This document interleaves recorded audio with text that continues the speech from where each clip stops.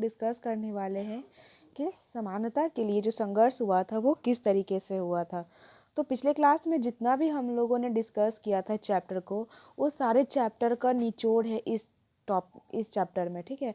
तो ये जो 7th क्लास की एनसीईआरटी है, 7th क्लास की एनसीईआरटी की ये लास्ट चैप्टर है और इसका जो टाइटल है वो समानता के लिए संघर्ष के बारे में बताया गया। तो इसमें आप देख सकते हैं कि किस तरीके से बच्चे पढ़ रहे हैं यहाँ पे, और जो कांता बाई थी वो वोट डालने के लिए जा रही थी, तो वहाँ पे उसको किस तरीके से इक्वालिटी मिला था वोट डालने में, चाहे वो अंबानी हो या फिर वो डेली रोज पे खाने वाला इंसान हो, कोई भी इंसान हो, उसके लिए वोट जो है वो इक्वल होगी। और यहाँ पे एक लेडीज़ है जो कि ये कपड़ा सिलने का काम कर रही है।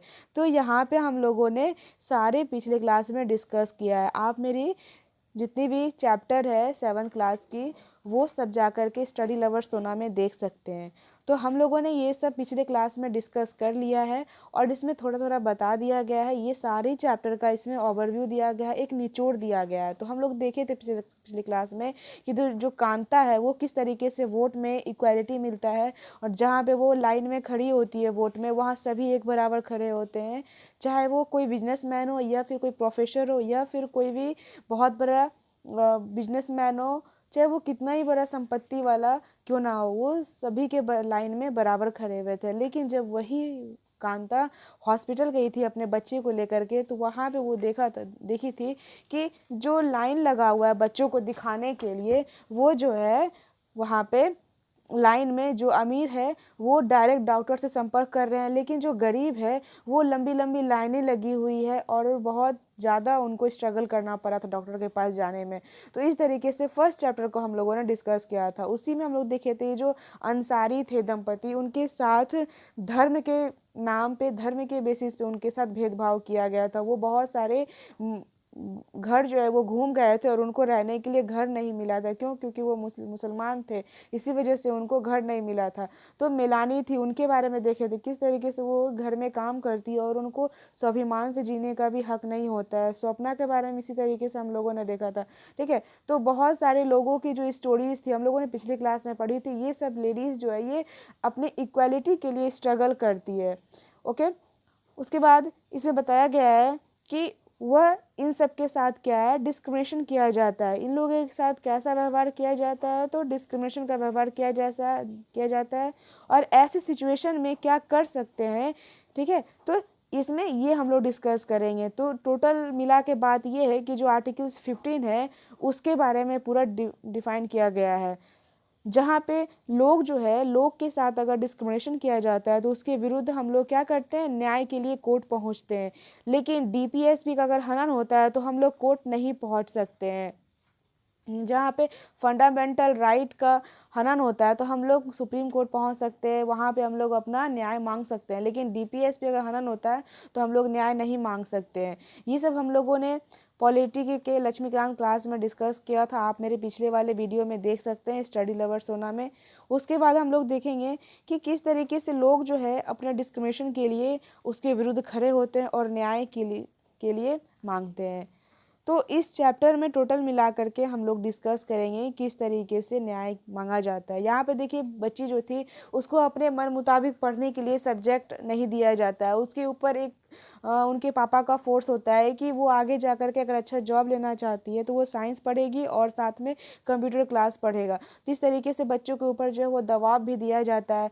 फिर एक कपड़ा का मार्केट था जो कि कपास का उत्पादन करती थी, और जब वो कपास को कम दाम में मार्केट में जाकर बेचती थी, अच्छी क्वालिटी की कपास जो थी वो उनके पास थी, बट वो अच्छी क्वालिटी कपास होने के बावजूद भी उनको कम दाम में बेचा जाता था, उनके साथ मजबूरी थी इस तरीके से। और यहाँ पे जो कपड़ा है वो साप्ताहिक बाजार लगा करके, कुछ मॉल में लगा करके, इस तरीके से मार्केट लगाया जाता है। और ये जो है हॉस्पिटल में इनके साथ किस तरीके से डिस्क्रिमिनेशन किया गया था अमन और रंजन के साथ, तो ये हम लोगों ने सारे चैप्टर पिछले क्लास में डिस्कस कर चुके हैं। तो ये लोग जो है अपनी लड़ाई खुद लड़ी है, ये लोग अपने संघर्ष की लड़ाई जो है ये खुद लड़े हैं। उसके बाद यहाँ पे देखेंगे कि जो हमारा जो भारत का संविधान है वो सभी को एक समान दृष्टि में देखता है। तो एक समान दृष्टि में आर्टिकल्स 15 में हम लोगों ने डिस्कस किया था कि जाति, धर्म, लिंग ये सब के आधार पे भेदभाव नहीं किया जा सकता है। राज्य हो और उसके कानून की दृष्टि से किसी भी व्यक्ति के साथ जो है उसकी जाति, लिंग, धर्म या उसके अमीर या गरीब होने के आधार पर कोई डिस्क्रिमिनेशन नहीं किया जाएगा। सॉरी। देश का जितना भी नागरिक है, सीनियर सिटीजन है, उनको चुनाव के दौरान जो है मतदान के लिए बराबर का अधिकार होगा, इक्वालिटी उनको दिया जाएगा, चाहे वो कोई भी बहुत बड़ा व्यक्ति क्यों ना हो। भेदभाव वोट में नहीं किया जाएगा। हम लोग खुद वोट दे करके प्रतिनिधि को चुनते हैं और वो हमारे एडमिनिस्ट्रेटिव पब्लिकेशन एडमिनिस्ट्रेटिव को संभालते हैं। तो इस तरीके से जो है सारे जो लोग होते हैं वो एक बराबर होते हैं और हम जो वोट देते हैं, मतदान करते हैं, वो मतदान में सभी के भीतर क्या है, इक्वालिटी डेवलप होनी चाहिए। क्योंकि हमारा जो वोट होता है वो बहुत ज़्यादा कीमती होता है, उतना ही कीमती होता है जितना किसी एक व्यक्ति के लिए होता है। यहाँ पे एक व्यक्ति कहने का मतलब ये हो, अगर कोई अंबानी हो, ठीक है, उसके लिए भी वोट उतना ही मैटर करता है जितना कि एक गरीब के लिए मैटर करता है, और एक गरीब के लिए वोट उतना ही मैटर करता है जितना कि अंबानी के लिए मैटर करता है। लेकिन यहाँ पे जो है ना, आज भी बहुत सारे आप देखेंगे लाइफ में कि डिस्क्रिमिनेशन किया जाता है। वोट जो है देने के आधार पे हो, या फिर किसी स्वास्थ्य के आधार पर, या एजुकेशन के आधार पे हो, या छुआछूत के आधार पे हो, जाति के आधार पे हो, आज भी हमारे देश में जो है ऐसे डिस्क्रिमिनेशन लोगों के साथ की जाती है। तो स्वास्थ्य सेवाओं का भी जो है वो प्राइवेटाइजेशन जो है वो बढ़ रहा है, और सरकारी जितने भी हॉस्पिटल है वहाँ पे बहुत सारे लापरवाही वगैरह देखा जाता है। जिस तरीके से कांता के साथ लापरवाही किया गया था, उनकी बच्ची को फीवर आ गया था और उनका ट्रीटमेंट अच्छा से नहीं किया गया था। फिर हाकिम सेफ के साथ भी वैसे ही किया गया था। फिर अमन जो है, अमन के साथ भी वैसे ही किया गया था। वो बहुत ज़्यादा गरीब थे लेकिन उनको अच्छी स्वास्थ्य जो थी उनको देना बहुत ज़्यादा कठिन हो गया था। तो जो जिनके पास पैसे नहीं है वो किसी सरकारी हॉस्पिटल में जाकर अपना ट्रीटमेंट करवाते हैं, बट जो पैसे वाले होते हैं वो तो प्राइवेट में जाकर के अच्छी सुविधा ले सकते हैं। तो यहाँ पे ये जो लापरवाही होती है वहाँ के डॉक्टर या कर्मचारी की होती है। तो इसी की वजह से लापरवाही को रोकने के लिए सरकार सभी को प्राइवेटाइजेशन कर रही है, स्वास्थ्य हो या बैंक हो या कोई कारखाना हो, कोई भी कंपनी को। ओके, तो यहाँ पे जो है महंगाई भी बहुत ज़्यादा बढ़ रही है, स्वास्थ्य सेवाओं को भी बोझ जो है वो नहीं उठा पा रहे हैं, नहीं उठा सकते हैं। तो इस तरीके का जो किया जा रहा है डिस्क्रिमिनेशन, उसके लिए प्रति जो है अपना आवाज़ उठाती है। सस्टेनेबल डेवलप गोल जो है वो नो पॉवर्टी एक नंबर पे आती है। तो एक नंबर पे क्या है एसडीजी में, वो हम लोग देखेंगे नो पॉवर्टी। तो इस तरीके से यहाँ पे देख सकते हैं आप कि एक बूढ़ी औरत है जो कि घर में एक अचार बनाती है। तो अचार बनाती है तो वहाँ बहुत बड़े बड़े लंबे कंपनी है जहाँ पे वो एडवर्टाइजमेंट में खर्च करती है, बहुत सारे संसाधन होते हैं जो उसके सामने कमज़ोर हो जाती है और उससे वो क्या होती है, पिछड़ जाती है। तो स्वप्ना के पास भी ऐसे ही कुछ पर्याप्त साधन थे जो कि वो कपास को उगाती थी अपने खेत में, और उगाते समय फसल के लिए उसको पैसे की कमी हो जाती थी। तो पैसे की कमी के लिए वो अपने गाँव से ही पैसे लिया करती थी उधार, और फिर वो उसी के हाथों वो फसल बेच दिया करती थी। तो वो साहूकार से उधार लेती थी और उसके बाद उसी के हाथों उसको कम पैसे में उस फसल को मजबूरी में देना पड़ता था। तो देश भर में मिलानी की तरह भी बहुत सारे ऐसी काम करने वाली है, लाखों महिलाएं हैं जो कि मेहनत करने के बावजूद भी उनको जो है अच्छा वेतन नहीं मिल पाता, ना ही उनको रिस्पेक्ट दिया जाता है। तो ये सारे जो भी होते हैं वो संसाधन के अभाव में ही वो स्वयं को काम नहीं कर पाती है। तो उसके पास संसाधन नहीं होता है, इसी वजह से उनको ऐसी प्रॉब्लम का फेस करना पड़ता है। और जो गरीब है, जो संसाधन है, उसका अभाव आज भी बहुत सारे भारतीय समाज में विषमता और डिस्क्रिमिनेशन पे बहुत बड़ा कारण में से एक है। दूसरा, और हम लोगों ने देखा था कि जो अंसारी हस्बैंड वाइफ थे वो संसाधन उनके पास कम थे लेकिन उनके साथ जो है वो डिस्क्रिमिनेशन झेलनी पड़ी थी। मीन्स जो अंसारी थी उनके पास बहुत ज़्यादा पैसे थे, सब कुछ था, एक मतलब भरा पूरा परिवार था, लेकिन वो एक मुस्लिम होने के कारण उनको घर नहीं दिया गया था। तो ये धर्म के नाम पर डिस्क्रिमिनेशन किया गया था उनके साथ, ये हम लोग देखे थे। उनके पास पैसे देने के लिए भी पर्याप्त पैसे थे बट उनके साथ धर्म के नाम पर किया गया था। तो एक मकान पाने के लिए उनको महीनों भर भटकना पड़ा था। धर्म के कारण उनके मकान उनको देने में लोग हिचक रहे थे।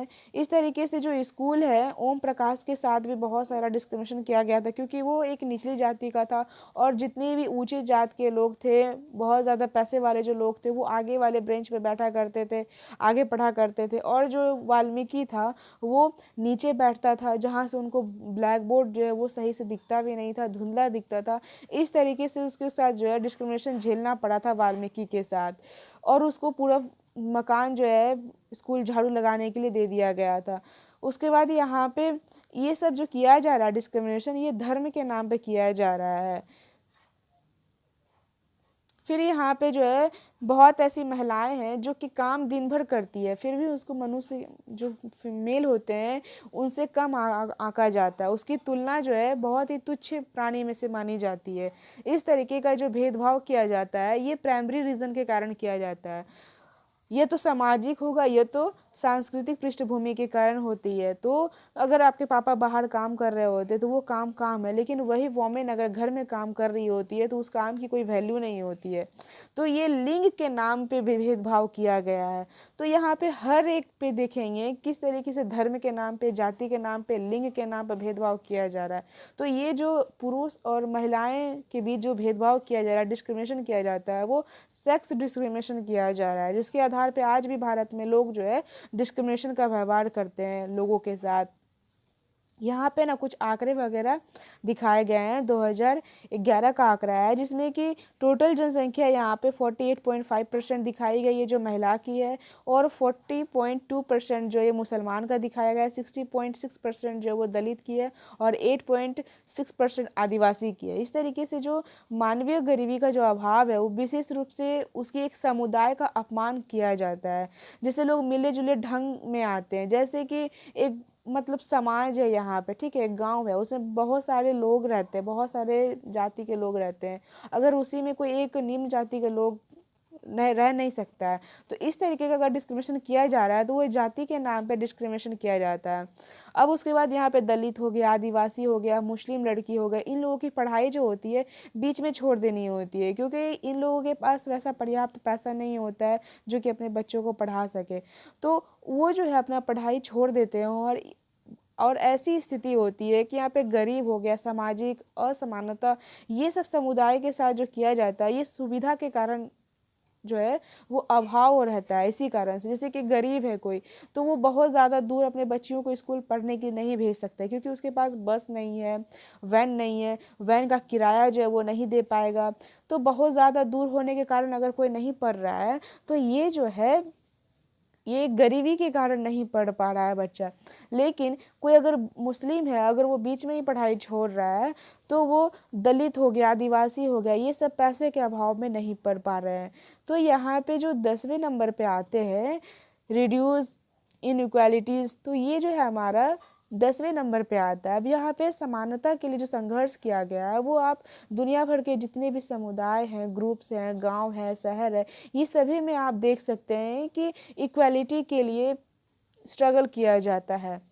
ओके फ्रेंड्स, उसके बाद में जो अपने साथ या सामने किए जा रहे हैं स्ट्रगल्स, वो भेदभाव के विरुद्ध खड़ा हुआ हो रहा है। आज नहीं, हमारे देश में पहले से संघर्ष किसी न किसी के लिए चलता ही आ रहा है, आप लोग भी देख ही रहे होंगे।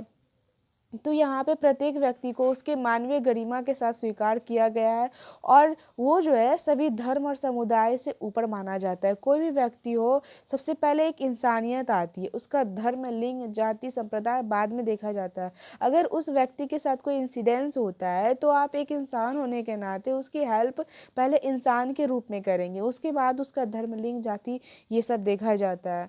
तो यहाँ पे जो है वो इंसानियत को सबसे पहला दर्जा दिया गया है। इसके बाद बहुत सारे लोग हैं जो कि समस्याओं से आज भी जूझ रहे होते हैं। बहुत लोग जो है विश्वास के साथ अपनी समस्या का समाधान के लिए बुलाते हैं। अक्सर ऐसा जो डिस्क्रिमिनेशन किया जाता है वो बहुत सारे मुद्दे के लिए आज भी संघर्ष किए जा रहे हैं। व्यक्ति जो है समाज में उसको एक पहचान नहीं मिल पाता है, तो वो पहचान के लिए जो है वो संघर्ष करता है, क्योंकि जो इक्वालिटी है उसकी लड़ाई बहुत बड़ी संख्या में लोग साथ करते हैं। ठीक है फ्रेंड्स, भारत में ऐसा संघर्ष जो है बहुत तरह का याद रखा गया है, जो भी कि हम लोग चैप्टर 5 में डिस्कस कर चुके हैं। तो यहाँ पे अगर महिला के साथ डिस्क्रिमिनेशन किया जाता है तो वो क्या करती है, आंदोलन के लिए खड़ा होती है। जैसे कि यहाँ पे मध्य प्रदेश में एक तवा मत्स्य संघ है, जो कि एक एग्जाम्पल के रूप में यहाँ समझाया गया है, जहाँ पे लोग जो है अपने अधिकार के लिए खुद खड़े होते हैं। ऐसे तमाम संघर्ष की गाथाएं हैं जो हमारे पास हैं, जिसमें कि मजदूर हो गया, मछुआरा हो गया, खेतीहर हो गया, मजदूर हो गया, झुग्गी वाला हो गया, ये सब अपने एक मतलब ग्रुप्स में लड़ाई के लिए आगे आते हैं।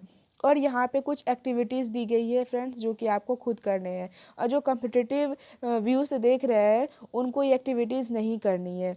तो यहाँ पे ये जितना भी स्ट्रगल किया जाता है वो एक साथ करते हैं लोग, तभी जा कर के उनको एक बड़े रूप में सक्सेस प्राप्त होती है। उसके बाद यहाँ पे एक तवा मत्स्य संघ के बारे में एग्जाम्पल लेके बताया गया है, जो कि एक जंगल, बहुत बड़ा जंगल है, ठीक है। यहाँ पे अगर इस जंगल को अभयारण्य घोषित कर दिया जाता है और वहाँ पे बांध, डैम वगैरह निर्माण किया जाता है, तो यहाँ पे जो भी लोग, जाति, धर्म, लिंग, संप्रदाय के लोग जो रह रहे हैं, जो जानवर रह रहे हैं, उनको यहाँ से क्या करना होगा, पलायन करना होगा, विस्थापित कर देगा।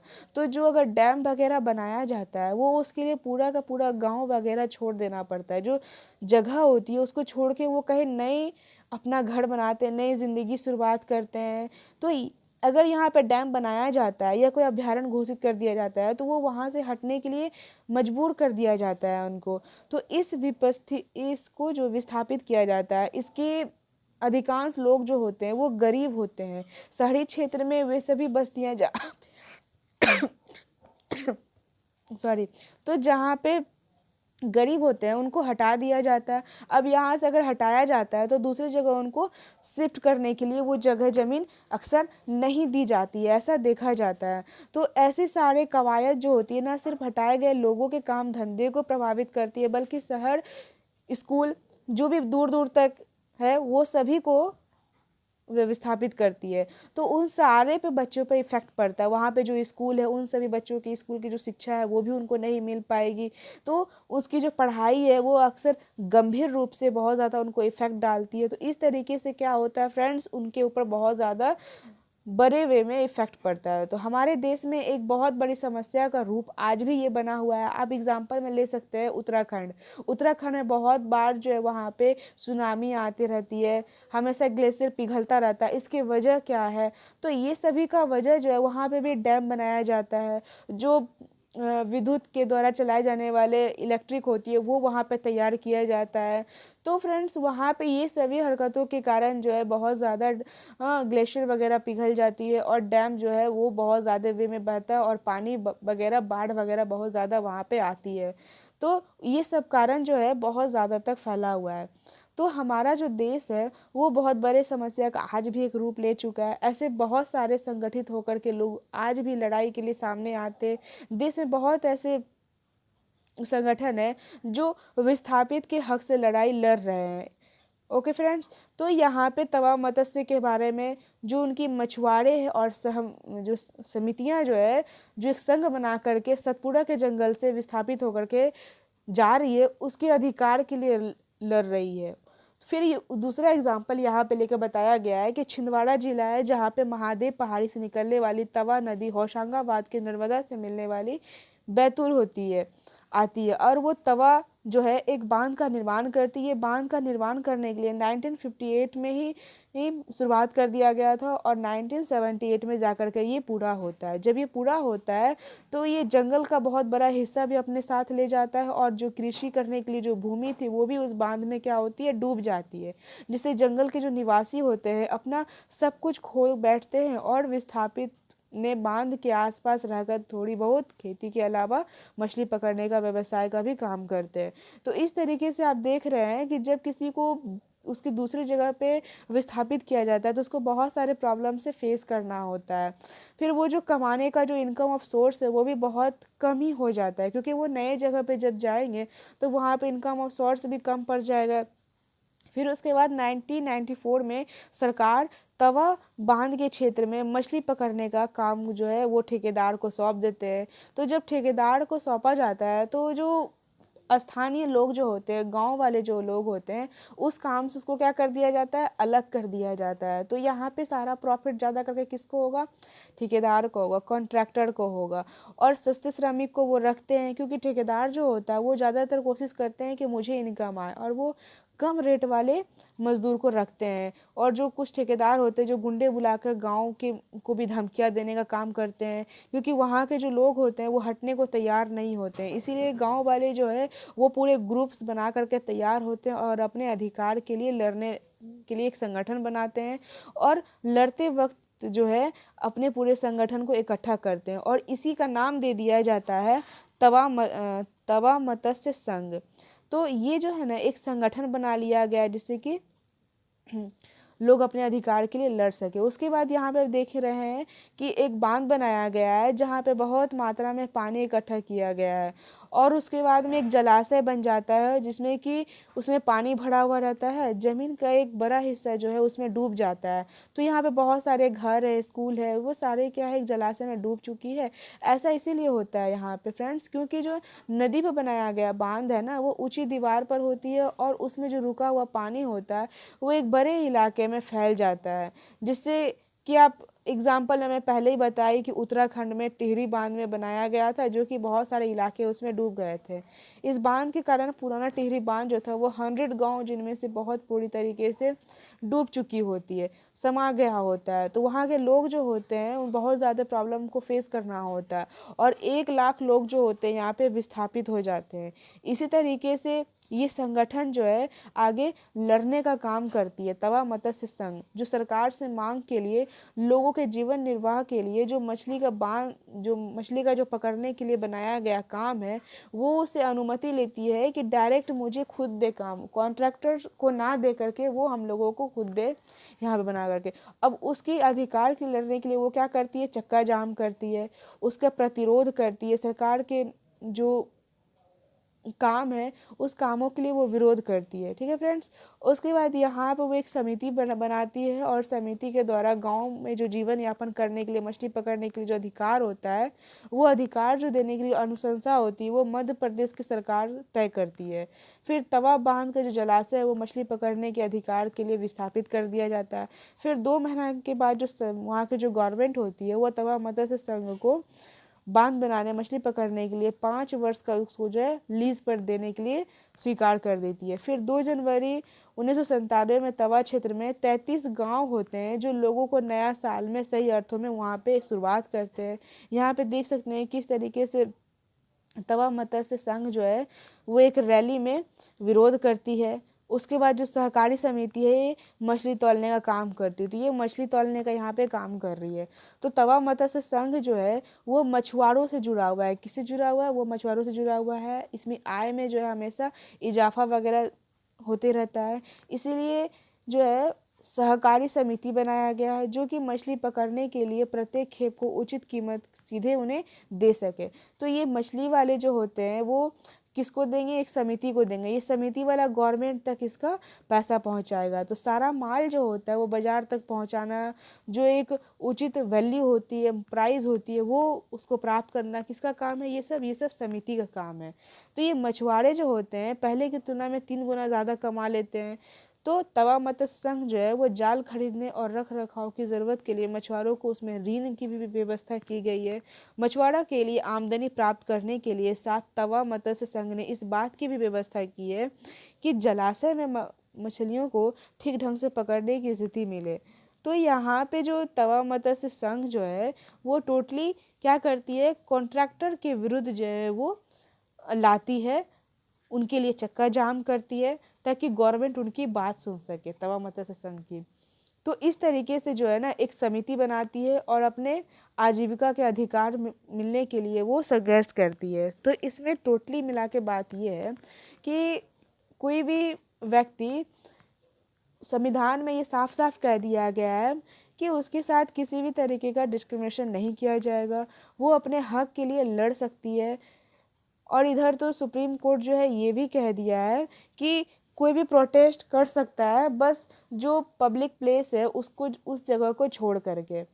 तो यहाँ पे फ्रेंड्स कुछ पोएम के द्वारा बताया गया है। अब जैसे कि कोई भी चीज़ हो, डिस्क्रिमिनेशन किया जाता है, तो वो नाटक हो गया, नुक्कड़ हो गया, कोई कहानी हो गया, गीत हो गया, ये सब के द्वारा ही जागरूक करते हैं। अब जैसे कि टीवी पे कोई शो वगैरह चलाया जाता है, उसके बाद उसमें कुछ कुछ एडवर्टाइजमेंट वगैरह दिखाया जाता है, प्रचार दिखाया जाता है, तो उसमें आप लोग क्रीम का प्रचार, किसी सॉप का, किसी ऑयल का प्रचार देखते होंगे, उसी को देख करके आप लोग मार्केट में जाकर खरीदते हैं। तो उसी तरीके से अगर कोई भी चीज़ को फैलाना हो तो वो प्रचार के थ्रू, एडवर्टाइजमेंट के थ्रू, या स्कूल में कोई संगीत हो, नाटक नुक्कड़ हो, उसके द्वारा ही बच्चों में जागरूक किया जाता है। तो ये यहाँ पे जो पोएम वगैरह बताया गया है, ये मुझे काफ़ी हद तक अच्छा लगा, और आप भी इस पोएम को पढ़िए, वीडियो को पॉज कर करके, और जानिए। मेरे सपने को ये जानने का हक है रे, क्यों सदा टूट रहे हैं, इन्हें सजने का नाम नहीं। मेरे हाथों में ये जानने का हक है रे, क्यों बरसों से खाली पड़े हैं, इन्हें आज भी काम नहीं। मेरे पैरों को ये जानने का हक है रे, क्यों गांव गांव चलना पड़े, क्यों बस का निशान नहीं। मेरी भूख को जानने का हक है रे, क्यों गोदाम में सड़ते हैं दाने, मुझे मुट्ठी भर धान नहीं। मेरी बूढ़ी माँ को ये जानने का हक है रे, क्यों गोली नहीं सुई दरवाजे पट्टी टाँके का सामान नहीं। मेरे बच्चों को ये जानने का हक है रे, क्यों दिन रात के रे मजदूरी, क्यों साला मेरे गांव में नहीं। ठीक है, तो यहाँ पे इस तरीके का कहा जा रहा है कि मुझे जानने का हक है मेरे सपनों को, कि क्यों बार बार वो टूट रहा है, सजने का नाम नहीं है। और मेरे हाथ को भी ये जानने का हक है, क्यों बरसों से खाली पड़ा हुआ है और आज भी काम नहीं है। जो बेरोजगार है, उनको ये जानने का हक है कि आज जो काम नहीं मिल रहा है, वो क्यों नहीं मिल रहा है। तो बेरोजगारी भी दो तरीके से होती है, एक संगठित और एक होता है असंगठित। तो इसी तरीके से उसके पैर को भी जानने का हक है कि गांव गांव चलना पड़ता है, बट वहाँ पे कोई बस नहीं है, कोई वैन नहीं है, कोई टेम्पो नहीं है, कोई ऑटो नहीं है। भूख के लिए भी उनको जानने का हक है, क्योंकि गोदाम में बहुत सारे अनाज सड़ जाते हैं, गल जाते हैं, उसको फेंक दिए जाते हैं, लेकिन उनको मुट्ठी भर खाने को धान नहीं मिलता है, वो मतलब भूखे सो जाते हैं। इस तरीके की पोयम में बात बताई गई है। तो मेरी बूढ़ी माँ को भी जानने का हक है, क्यों गोली सुई नहीं दवा खाने, मतलब उसके पास सुई नहीं है, गोली नहीं है, दवा खाना में खाने के लिए टाके नहीं है, ये सब सामान जो है वो उनके पास नहीं है। उसके बच्चों को भी जानने का हक है, क्योंकि वो दिन रात उसके पापा मजदूरी करते हैं, और साला में जो है ना, गांव में भी नहीं है। तो इस तरीके से साला कहने का मतलब ये हुआ कि वहाँ पे कुछ विद्यालय नहीं है। तो इस तरीके की बातें जो है पोएम के द्वारा समझाई गई है। अब यहाँ पे कुछ लोग जो है वो डिस्क्रिमिनेशन के विरुद्ध जो है कुछ अभिव्यक्ति करने की करते हैं, आंदोलन करते हैं, और इस आंदोलन में लोग हिस्सा भी लेते हैं। और कुछ लोग जो है वो डिस्क्रिमिनेशन के विरुद्ध अपनी कलम हो गया, या फिर अपनी आवाज़ के द्वारा, या अपनी कला, जैसे कि नृत्य हो गया, संगीत, या फिर किसी भी चीज़ से जो है अपना लेखन, गायन, नर्तक, कलाकार, ये सब डिस्क्रिमिनेशन के विरुद्ध जो है अपना ध्यान को आकर्षण करते हैं। और अक्सर ये कविता और गीत कहानियों न सिर्फ हमें प्रेरित करती है, बल्कि ये समानता हमारे विश्वास को दृढ़ भी करती है। ये सिर्फ ना हमें प्रेरित करती है, बल्कि हमें सदा दिशा चलने भी सिखाती है। तो इस तरीके से जो आप देख रहे हैं कि नाटक नुक्कड़ के सहारे लोगों के बीच में फैलाया जाता है कि किस तरीके से लोग जो है अपने इक्वालिटी के लिए संघर्ष करते हैं। भारत का जो संविधान है एक जीता हुआ दस्तावेज है। तो इसमें जो है न्याय के लिए लोग जो है वो प्रोटेस्ट करते हैं, इक्वालिटी के लिए लोग गीत गाते हैं, कविताएं लिखते हैं, तमाम प्रेरणाएं होती है, जो कि एक भाव होता है उसमें। तो इस तरीके से इस पोयम में भी अपना एक भाव छिपा हुआ है। तो संविधान में सभी लोगों को क्या है, वो समान देती है। तो देश में समता के लिए ये संविधान का हम सभी को समान मानता है। तो संविधान आप देखते होंगे, प्रियम्बल जो स्टार्टिंग होता है वो हम भारत के लोग से होता है। मीन्स जो भी भारत की नींव होती है वो भारत की कौन है, पब्लिक ही होती है। पब्लिक ही चुनती है गवर्नमेंट, और गवर्नमेंट जो है हमारे देश को चलाते हैं। तो देश में समता के लिए चलने वाले आंदोलन और संघर्ष जो है वो अक्सर संविधान के आधार पर ही किया जाता है। जो न्याय वगैरह दिया जाता है वो संविधान से ही दिया जाता है। आप डीपीएसपी जब आपका हनन हो तब आप कोर्ट में नहीं जा सकते हैं, लेकिन जब आपका फंडामेंटल राइट अगर हनन होता है तो आप कोर्ट में जा सकते हैं। डीपीएसपी को मानने के लिए सरकार बाध्य नहीं है, क्योंकि वो सिर्फ एक सरकार को राह दिखाती है, दिशा दिखाती है। जैसे कि कोई भी योजना या स्कीम आती है वो डीपीएसपी से ही निकल के आती है। जैसे कि बेटी बचाओ बेटी पढ़ाओ, तो ये बेटी बचाओ बेटी पढ़ाओ योजना जो है वो डीपीएसपी से निकल के आती है। ये तो बेटी बचाओ बेटी पढ़ाओ सिर्फ एक नाम की रह गई है, इसमें उतने सुधार नहीं आया है जितनी कि होनी चाहिए। आज भी हमारे देश में महिलाएं जो है वो सेफ खुद को महसूस नहीं करती है। तो ये सब जो है ना डीपीएसपी से ही निकल के आता है। और यहाँ पे जो भी तवा मत्स्य मछुआरा है वो सब की जो आधार है वो संविधान के आधार पे ही वो कर रहे हैं, और उनको विश्वास है कि उनको आज न कल न्याय मिलेगा। तो वो अपने बात का जो जिक्र है वो लगातार संविधान में लिखे गए रूल से ही कर रहे हैं, उसके जो कुछ पेपर है उसका ही यूज़ करके कर रहे हैं, जो कि उनके जीवन का एक सचमुच अर्थ रखता है।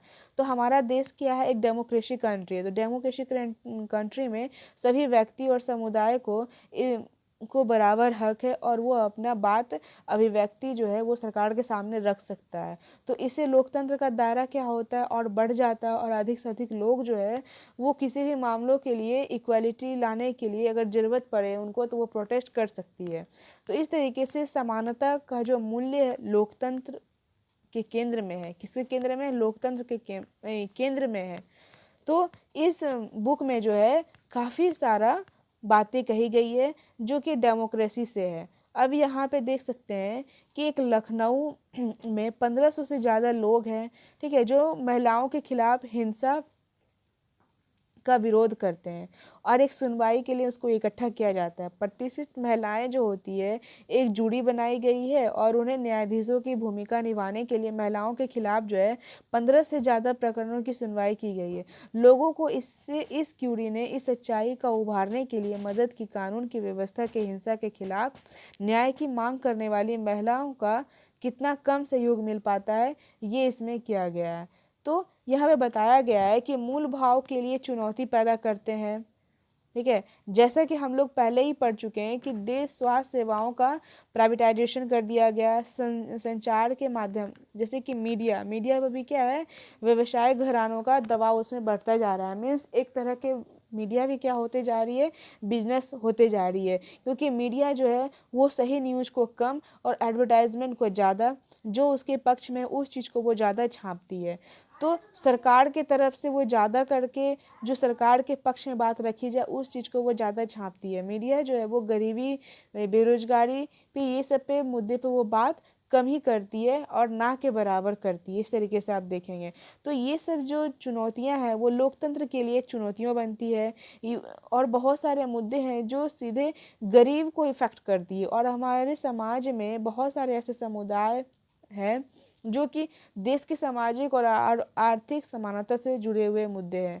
तो ये सारे मुद्दे पे किसको डिबेट्स करनी चाहिए? तो हमारे मीडिया को करनी चाहिए, बट मीडिया इसमें क्या करती है, इन्वॉल्व नहीं होती है, ना ही मीडिया इसके बारे में कभी पब्लिक के बीच में पहुंचाती है। बस एक ही चीज़ उनको मिलता है, आज ये नेता ने ये कहा, कल वो नेता ने ये कहा, फिर हिंदुस्तान पाकिस्तान के बीच में झगड़ा क्या हो रहा है, चाइना और हिंदुस्तान के बीच में झगड़ा क्या हो रहा है, ये बहुत ज़्यादा आपको न्यूज़ में देखने को मिलेगा। लेकिन हमारी मीडिया का बेरोजगार पे बात नहीं करती है, और ना ही किसी गरीबी पे बात करती है। तो इस तरीके से मीडिया भी एक तरह के रोजगार हो गई है। लोकतंत्र के लिए समता और उसके लिए संघर्ष एक महत्वपूर्ण तत्व है, जो कि व्यक्ति और समुदाय की जो स्वाभिमान है, गरिमा है, तभी बन सकती है जब उसके पास अपने परिवार की सभी ज़रूरत को पूरी करने के लिए पर्याप्त संसाधन हो। अब जैसे किसी परिवार में एक पर्याप्त संसाधन क्या होने चाहिए, रहने के लिए घर, खाने के लिए खाना और पढ़ने के लिए शिक्षा। ये तीन चीज़ जो है एक व्यक्ति के लिए बहुत ज़्यादा ज़रूरी है। अगर ये तीन चीज़ व्यक्ति के लाइफ में नहीं रहेगा तो एक व्यक्ति जानवर के समान होगा, वो अपना जीवन सही तरीके से नहीं जी पाएगा। लेकिन आज जो है इसी चीज़ से भेदभाव किया जा रहा है लोगों के साथ। ओके फ्रेंड्स, और यहाँ पे कुछ ऐसे क्वेश्चंस हैं नीचे दी गई जो कि आपको खुद करना है, और यहाँ पे मैप में दिखाया गया है 28 स्टेट को। अब देखेंगे जैसे कि हमारा बिहार जो है ये यहाँ पे, फिर उसके बगल में उत्तर प्रदेश है। तो ऊपर से ही देखते हैं फ्रेंड्स ताकि जल्दी याद हो। यहाँ जम्मू कश्मीर है, फिर उसके बाद श्रीनगर है, हिमाचल प्रदेश है, चंडीगढ़ है, उत्तराखंड है, हरियाणा, दिल्ली, राजस्थान, गुजरात, फिर यहाँ पे मध्य प्रदेश है, उत्तर प्रदेश, बिहार, बिहार के जस्ट नीचे झारखंड, झारखंड के बाद है उड़ीसा, छत्तीसगढ़ है, महाराष्ट्र है, फिर उड़ीसा है, पश्चिम बंगाल है। फिर उसके नीचे आएंगे तो यहाँ पे देखेंगे कर्नाटक है, तेलंगाना है जो कि 2014 में इसको बनाया गया है, नया राज्य घोषित कर दिया गया है, केरल है, तमिलनाडु है। इधर आ जाएंगे अगर ईस्ट में तो यहाँ पे देखेंगे भूटान, अरुणाचल प्रदेश हो गया, फिर है यहाँ पे असम है, अम, फिर उसके बाद मणिपुर है, नागालैंड है, मिज़ोरम है, और यहाँ पे बांग्लादेश को दिखाया गया। ये हमारा चीन हो गया और इधर हमारा पाकिस्तान हो गया। तो इस तरीके से मैप में डिस्कस किया गया है। अब हम लोग मिलेंगे NCERT 8 के क्लास में, जो हम लोग डिस्कस करने वाले हैं। अब मिलते हैं नेक्स्ट वीडियो में, तब तक के लिए bye bye and take care.